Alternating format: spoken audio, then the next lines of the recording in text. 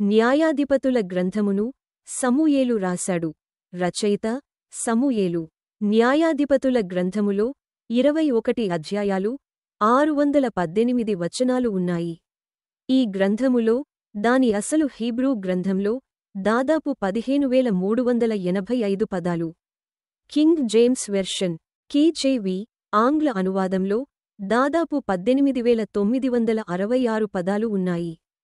క్రీస్తు పూర్వం 1045 నుండి క్రీస్తు పూర్వం 1000 సంవత్సరాల మధ్య వ్రాయబడింది.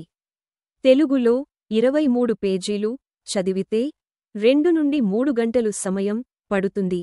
వింటే 10 నిమిషాలలోపు కొంత అర్థమవుతుంది. న్యాయాధిపతుల గ్రంథము హీబ్రూ బైబిల్ మరియు క్రైస్తవ పాత నిబంధనలోని 7వ పుస్తకం. ఈ పుస్తకం యొక్క రూపురేఖలు అధ్యాయాల వారీగా ఇక్కడ ఉన్నాయి. న్యాయాధిపతుల గ్రంథ అవలోకనం. న్యాయాధిపతుల గ్రంథం అనేది హీబ్రూ బైబిల్లోని ఒక చారిత్రక కథనం. ఇది జాషువా మరణం తర్వాత ఇశ్రాయేలీయుల కథను చెబుతుంది.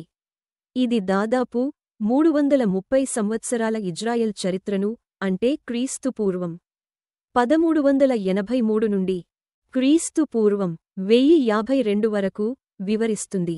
న్యాయాధిపతుల గ్రంథమును 3 భాగములుగా విభజించవచ్చును.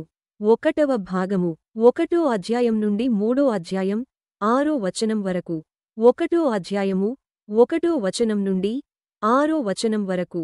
ముందు మాట 1వ అధ్యాయంలో యూదా మరియు షిమ్యోనుల విజయాలు, కాని కనానుపై అసంపూర్ణ విజయం.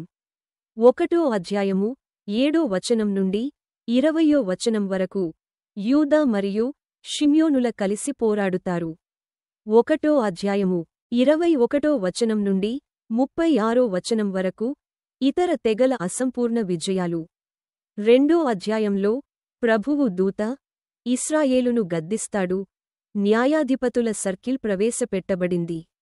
2వ అధ్యాయము 1వ వచనం నుండి 5వ వచనం వరకు ప్రభువు దూత ఇశ్రాయేలును గద్దిస్తాడు. 2వ అధ్యాయము 6వ వచనం నుండి 23వ వచనం వరకు పాపం, తీర్పు మరియు విమోచన సర్కిల్ వివరించబడింది. 3వ అధ్యాయంలో మొదటి న్యాయాధిపతులు ఒత్నీయేలు, యెహుదు మరియు షమ్గర్. 3వ అధ్యాయము 7వ వచనం నుండి 11వ వచనం వరకు ఒత్నీయేలు ఇశ్రాయేలును కూషాన్ రిషాతాయిం నుండి విడిపించాడు. 3వ అధ్యాయము 12వ వచనం నుండి 30వ వచనం వరకు యెహూదు ఇశ్రాయేలీయులను ఎగ్లోను నుండి విడిపించాడు. 3వ అధ్యాయము 31వ వచనంలో షమ్గరు ఇశ్రాయేలీయులను ఫిలిష్తీయుల నుండి విడిపించాడు. 4వ అధ్యాయము 1వ వచనం నుండి 16వ అధ్యాయము 31వ వచనం వరకు ప్రధాన భాగం 4వ అధ్యాయము. మరియు 5వ అధ్యాయములో దెబోరా మరియు బారాకులు కనానీయుల నుండి విముక్తి చేయడం. 4వ అధ్యాయంలో దెబోరా మరియు బారాకు సీసెరా మరియు యాబీనులను ఓడించారు. 5వ అధ్యాయంలో విజయోత్సవం జరుపుకుంటున్న దెబోరా మరియు బారాకుల పాట. 6వ అధ్యాయము నుండి 8వ అధ్యాయము వరకు గిద్యోను మిద్యానీయుల నుండి విముక్తి. 6వ అధ్యాయంలో దేవుడు పిలిచిన గిద్యోను బయలు బలిపీఠాన్ని నాశనం చేశాడు. 7వ అధ్యాయంలో గిద్యోను మరియు అతని 300 మంది పురుషులు మిద్యానీయులను ఓడించారు. 8వ అధ్యాయంలో గిద్యోను జెబహు మరియు సల్మున్నాను ఓడించాడు, కాని ఇశ్రాయేలు రాజ్యాధికారాన్ని అడుగుతాడు. 9వ అధ్యాయంలో అబీమెలెకు రాజ్యాధికారం కోసం విఫలమైన ప్రయత్నం. అబీమెలెకు అయ్యాడు రాజు, కాని అతని పాలన హింస మరియు అస్థిరతతో గుర్తించబడింది. 10వ అధ్యాయము 1వ వచనం నుండి 5వ వచనం వరకు తోలా మరియు యాయీరు చిన్న న్యాయాధిపతులు. తోలా ఇశ్రాయేలుకు 23 సంవత్సరాలు న్యాయాధిపతి. యాయీరు ఇశ్రాయేలుకు 22 సంవత్సరాలు న్యాయాధిపతి. 10వ అధ్యాయము 6వ వచనం నుండి 12వ అధ్యాయము 7వ వచనం వరకు యెఫ్తా అమ్మోనీయుల నుండి విడుదల.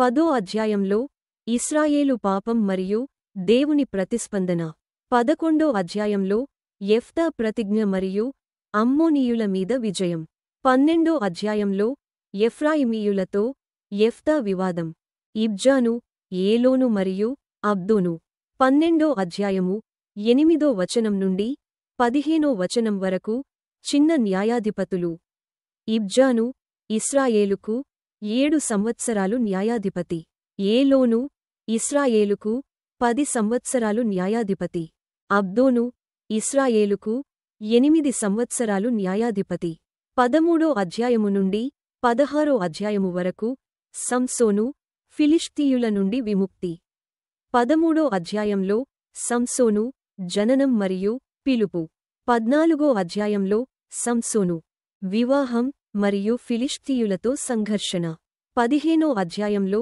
ఫిలిష్తీయులపై సంసోను ప్రతీకారం 16వ అధ్యాయంలో సంసోను బంధించబడటం అంధత్వం మరియు అంతిమ విజయం 17వ అధ్యాయము నుండి 21వ అధ్యాయము వరకు ఉపసంహారం 17వ అధ్యాయం మరియు 18వ అధ్యాయం మీకా విగ్రహారాధన మరియు దాను వాసుల అవినీతి మీకా విగ్రహారాధన మరియు లేవీయుల పాత్ర దాను వాసుల అవినీతి మరియు విగ్రహారాధన 19వ అధ్యాయము నుండి 21వ అధ్యాయము వరకు బెన్యామీనీయుల నేరం మరియు తదనంతర యుద్ధం గిబియాలో బెన్యామీనీయుల నేరం బెన్యామీనీయులకు వ్యతిరేకంగా ఇశ్రాయేలు యుద్ధం ముఖ్య ఇతివృత్తాలు ఇశ్రాయేలు అవిధేయత ఉన్నప్పటికీ దేవుని విశ్వాసం పాపం తీర్పు మరియు విమోచన చక్రం దేవుని ఆజ్ఞలకు నమ్మకమైన నాయకత్వం మరియు విధేయత యొక్క ప్రాముఖ్యత